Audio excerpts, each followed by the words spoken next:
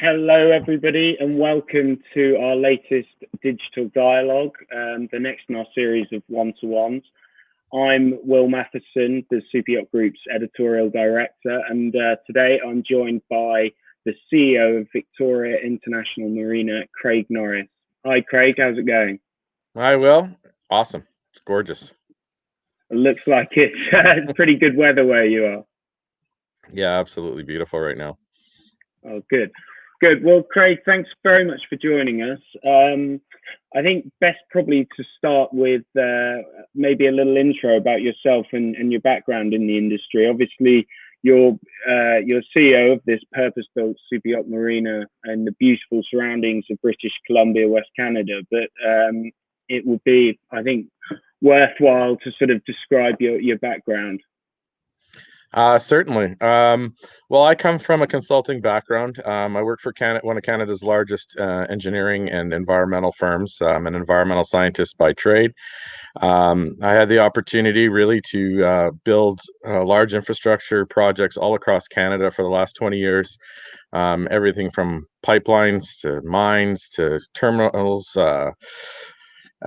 community development, cities, towns, all kinds of different things. So I had this opportunity to do something completely different. I've always liked working on the water and in the marine sector. Some of my favorite work being the terminal work and transportation work on the water. So yeah, this came up almost 6 years ago, and I grabbed a hold of it, and I don't intend on ever going back. It's an absolute blast. It certainly is. I think we know each other very well, and I've been lucky enough to join you guys in BC, which is an utterly unique experience and one that I hope more of the industry gets to experience in the coming months and years. But I suppose we have to at some point talk about COVID. You guys are based primarily in the service sector, and although I think due to both good governance and probably a bit more space than some of us in Europe, you've been fairly lucky with the situation in your province. But how is the situation with the marina right now, and in terms of traffic and guests and the general operation?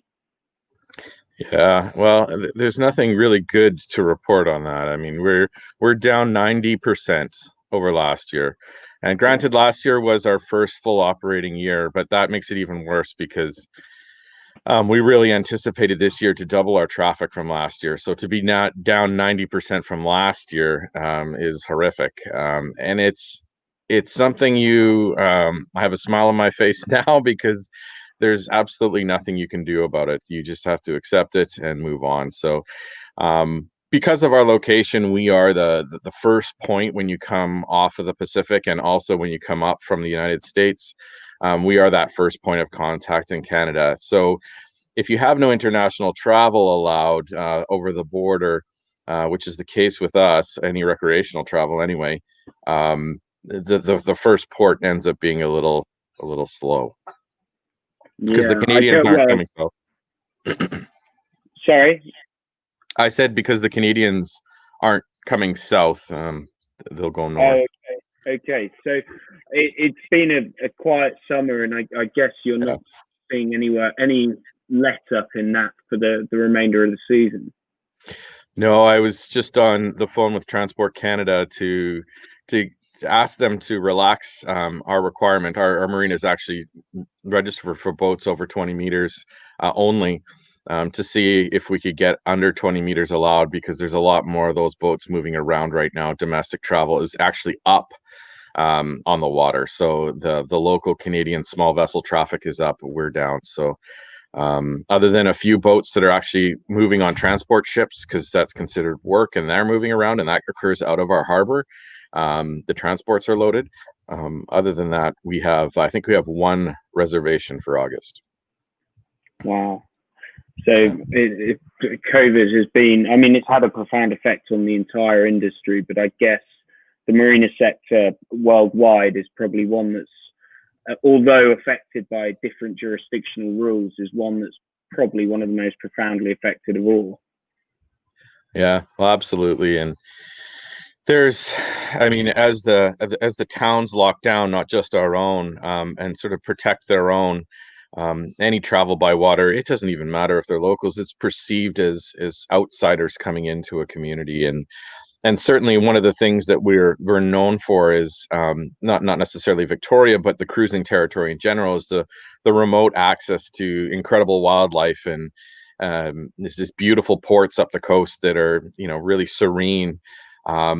The locals want to keep them that way, and they don't. They're not necessarily all that welcome to travelers from unknown destinations with potential disease on board. So, yeah.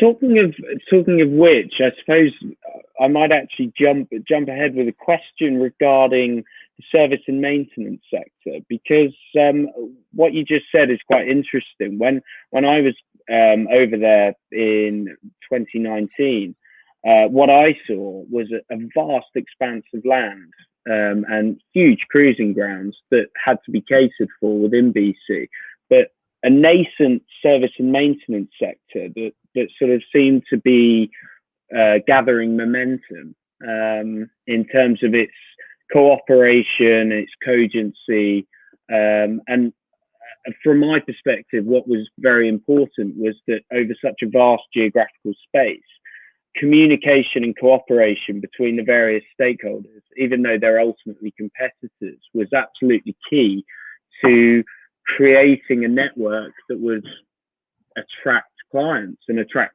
super yacht traffic. So is that still in process, and do you believe that's sort of an essential element of developing BC as a region? Yeah, certainly. I mean, we are a piece of infrastructure in ourselves, so I'm very much on board with understanding that as the industry grows and we provide service to the yachting sector, which isn't like, it's nothing like the commercial fishing sector, let's say, which has been around here for hundreds of years.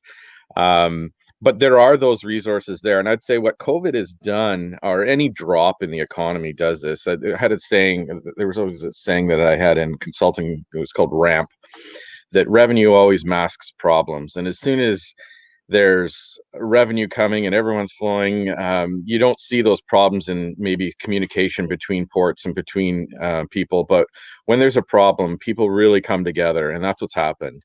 So there's been more calls made between shipyards, us, everyone. The community has come a lot closer together.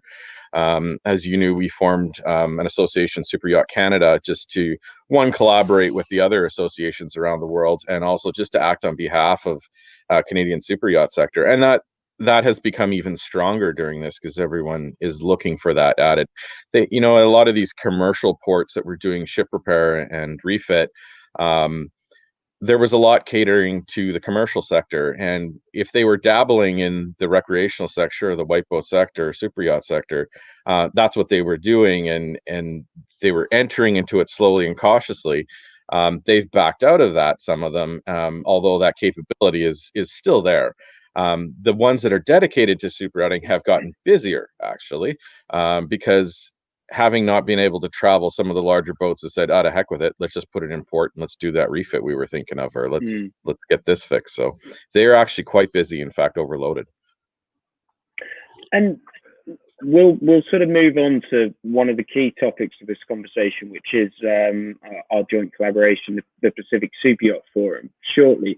But just as a segue between the two, the model that you've talked about, this collaborative model, this sort of garnering collectivism through the establishment of the association, which you were a key part of, and actually almost building a network and a story that allows the client to feel confident that they can be served and maintained. So do you believe, as a Pacific-wide project, how does the service and maintenance sector in Pacific regions cater for this growing amount of super yacht traffic that's starting to cover the Pacific region? Mm-hmm.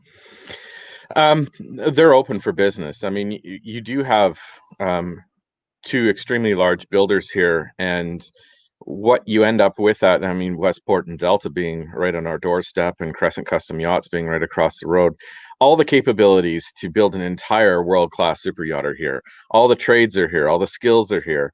Um, people have moved around the world. There's people that have worked in shipyards all over the world that live right here in Victoria, and those shipyards know it because they've hired them in the past. So all those capabilities are here, and it's poised and ready, just like anywhere during a slight depression. These people are all here and they're ready to act. Now, as far as around the Pacific goes, right now, a lot of that knowledge on how to do it, how to move around it safely, the entire thing. So you wanted to do the entire Pacific Rim, which is an amazing cruise. There is the capability, and ships are doing it, and a lot of that knowledge sits with us and with captains. They are the ones that have done it, tried and tested over time. We know where to go. You can do it, and there are those capabilities all around the Pacific. Not to mention, if there isn't something in a certain area, and just like anywhere, air flight is absolutely possible. One of the things we rely on the coast here with our really complicated coastline is float planes. So a lot of support to the super yachts will come from float plane traffic, and there's like 10,000 float planes that service this region, and it's very easy to get a part or something, or even a specific champagne that you might like, get shipped up either by helicopter or easier and faster by float plane. So the model that you've put together with Super Yacht Canada, and I know you've done a lot of work with the USSA, do you think that sort of is feasible to scale up on a Pacific wide level, that we can generate that collaboration, that communication between various stakeholders to make the Pacific a viable proposition to clients? Well, you're talking to a collaborator, so I'll say, yeah, absolutely. But there are those that would speculate. But I think absolutely. I'm already seeing it right between us, and it was very easy to open that door with Australia. Canada and Australia are communicating constantly. David Good down there with that association, him and I talk on a regular basis, and are currently discussing sort of the off-season switch. So Canadian summer season, Australia summer season, as most people will know, are opposite, and makes for a very interesting proposition to really move around the Pacific with the seasons. The amount of hours of daylight you can chalk up if you do it properly is absolutely astounding. So that is there. As China starts to open its door, I had three emails from different Chinese marine specialists just this morning. That is ramping up and up and up, and they are looking to collaborate. Their doors are open. Malaysia's the same. The U.S. Absolutely in the Pacific Northwest. Everybody's ready to do it, and wants it badly. So I have no doubt that is going to happen. It will relieve a lot of the stress in sort of what's already been done in the Med and the Caribbean. It's a land of opportunity here, and it's something new to discover. And we know that people will come based on the clients we already have. They come back and say, how come more people don't know about this? So we're hearing the same thing from those other countries and the specialists in the various countries around the Pacific Rim. So I absolutely have no doubt. Which leads me perfectly onto next year's Pacific Forum, which you will be hosting in Victoria. We're very excited, obviously, to be staging the event there. I can vouch for how absolutely stunning the area is. What are your hopes and expectations for the event, and what are we as a collective who attend trying to achieve there? If I achieve one thing, it's that people come and they take the opportunity that they take the opportunity to really explore the region. I didn't grow up here. I've only been in this specific location for 12 years, but I grew up on the prairies. I will never go back. It's just one of the most amazing places on earth, and every visitor we have here tells us that, and tells us how lucky we are. So it's easy to be complacent. I want to share that with the world. I want to share that feeling that I got when I came here, when those visitors came here. It's a guaranteed feeling. So I hope they get that. I know they'll get that. I hope they spend a little bit more time. But the key thing is to dispense with some of the perceptions that people have of one Canada, the West Coast. Vancouver Olympics kind of helped do that a little bit, but it wasn't a Winter Olympics, so they did see sort of Vancouver, and really they saw the mountains, which is outside of Vancouver in the winter. It's a beautiful place in the summertime. And it can be a beautiful place in the wintertime as well. It snows very rarely here, except when William comes. Yes, exactly. Yeah. But that's not the case here, and people are quite shocked. I remember being in Amsterdam at the forum, and one captain actually came up to me and asked if we were ice free in the off seasons, and that completely shocked me. I was like, oh wow, we really need to do a better job of showing the world what this region has to offer. I just want people to get a taste of that. I want them to see the opportunity here, because I want to see the super yacht industry grow. I want to see more boat sales. I want to see, and all that's going to come with, we need more places for boats to go. We need more people with different interests vested in it. And none of this, only 4% of those can afford it, can do it. So I hope that changes a little bit. We have a massive population here. I want you to see that as well. There's not 10 people in an igloo. There's 6 million people in this region, and not a lot of them tell a lot of people about it because they want to protect it for themselves. But I'll go on a limb and say I want to share. There's lots of room. There's lots of things to do here. Well, yeah, as I said, we're really looking forward to it. And do you feel that there's potential for tangible progress among those that attend, from other areas of the Pacific or even outside the Pacific? I mean, Europe and the East Coast of the US. Yeah, absolutely. We have, as I said, the population here is pretty cautious about, or the business community, about developing for the existing market, not for the potential. I'm one of the few businesses that said, hey, I think we can do something more here, and built something, build it and they will come, more of a sort of philosophy. That's a little tougher to do when you're a shipyard. So I would say the industry out here needs that support as well. I'm going out on a limb. I may not love me saying this, but Fedship needs an outpost. You need that. We need that knowledge. We need that experience to come out here just as much as we need the knowledge and experience that exists on how to cruise these waters, how to entertain in them, just how to do it. To have those brands and all that history out here as well. There's an opportunity for them to grow into the region as well, and we completely welcome that. To take advantage of the tech sector out here. I mean, if no one knows it, we're the tech sector, the biggest conglomeration of tech companies in the world. Microsoft is right next door to me. So anyway, yeah, there's an opportunity for growth, and it's not going to happen just with the people and the businesses that are here. There's more than enough work to go around to expand and bring your brands out here.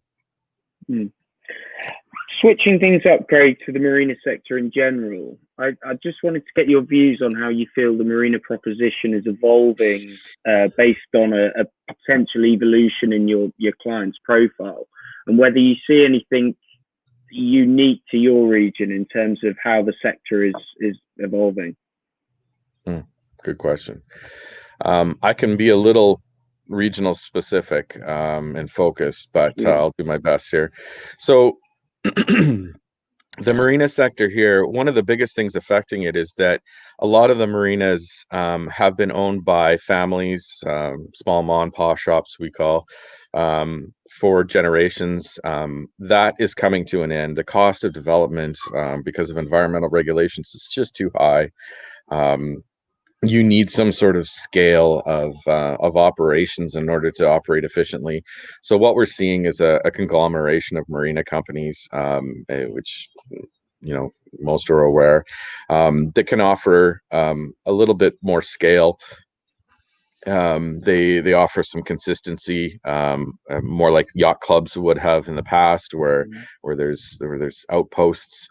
You need the marina company to do that now, to be able to come in and offer a consistent level of service and support through the region. Now in the West, it's imperative for us to do. We act almost as agents.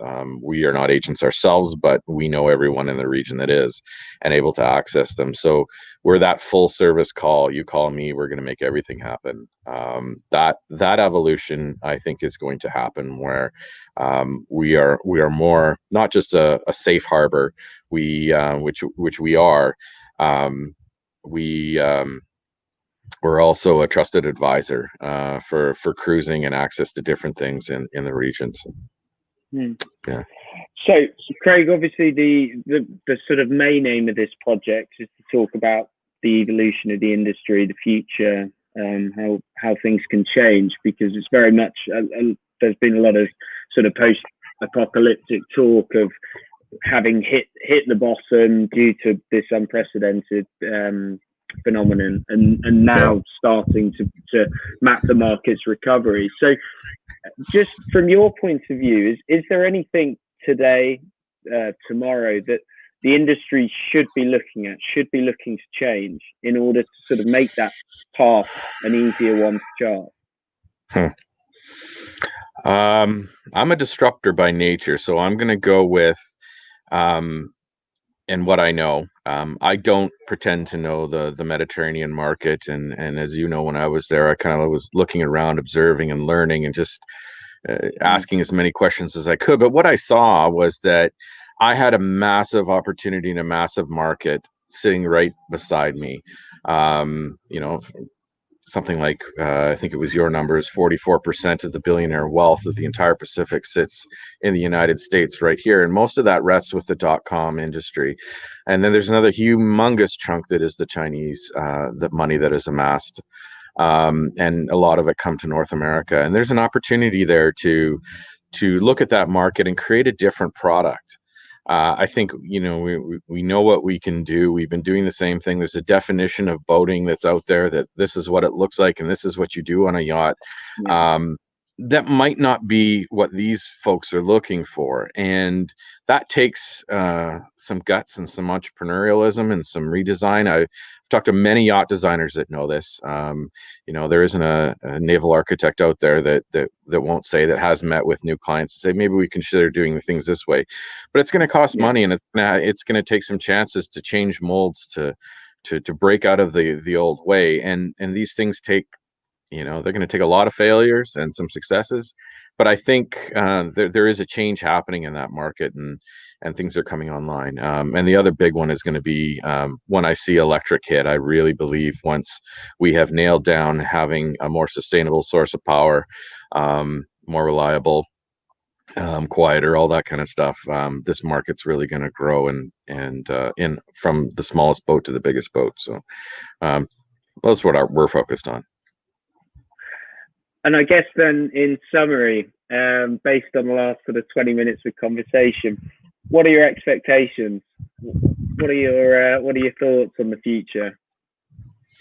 I'm excited. This is relatively new to me. I mean, compared to the industries that I'm used to dealing with, which are arcane, mining and pipelines, and they've been doing the same thing for a long time. And this one has so much opportunity in it. The super yachting industry is just, I think, really in its infancy in a way, and has so much opportunity to grow, and it is extremely exciting. And I'm just looking forward, and I'm so happy that I get to be a part of it so far.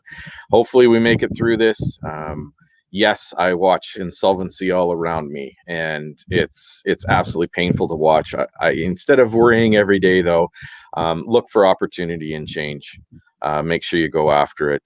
Things like we're an entertainment venue as a marina, and we need to reach out and figure out a little bit how to use the water differently, and get people down paying to experience different things. So, but that's all part of the activity of being on the water. Yeah, I'm very excited. I think we have a ton of opportunity. Let's go find those clients that are sitting in that other 96% that aren't buying it, and let's get them on board. Maybe they won't buy the same thing, but they're going to buy something. Absolutely. Well, we're excited too, and we're looking forward to coming to see you guys again in BC quite soon. So, Craig, thank you very much for your time. It's been an absolute pleasure. Absolutely, Will. That's great. Thanks a lot. Thanks. Cheers. Bye bye. Cheers. Bye.